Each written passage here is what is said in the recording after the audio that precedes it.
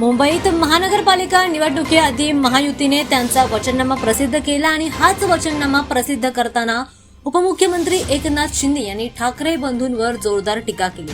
मुंबई बाहेर गेलेला मूळ मुंबईकर आम्हाला पुन्हा एकदा सन्मानाने मुंबईत आणायचा आहे असं त्यांनी म्हटलंय। हा मुंबईकर इकडे तिकडे वसई विरार तर कुठे बदलापूर वांगणीपर्यंत गेलाय, त्याला जबाबदार कोण असा प्रश्न देखील यावेळी त्यांनी विचारलाय।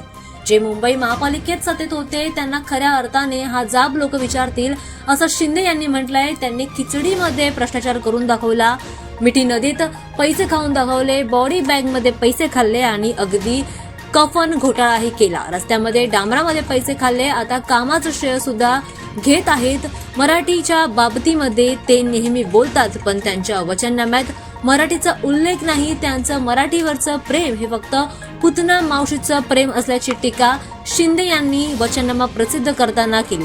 दरम्यान आता महानगरपालिका निवडणुकीच्या प्रचाराला काहीच दिवस राहिलेले आहेत, सोबतच मतदान देखील 15 तारखेला आहे आणि आता फक्त काहीच दिवस राहिलेले असताना महायुतीने वचननामा प्रसिद्ध केला आणि याच वेळी एकनाथ शिंदेंनी ठाकरे बंधूंवर टीका केली। पुन्हा एकदा मराठी वाद निर्माण झाल्याचं या ठिकाणी पाहायला मिळतंय आणि हा प्रश्न यावेळी त्यांनी उपस्थित केल्याचं पाहायला मिळतं।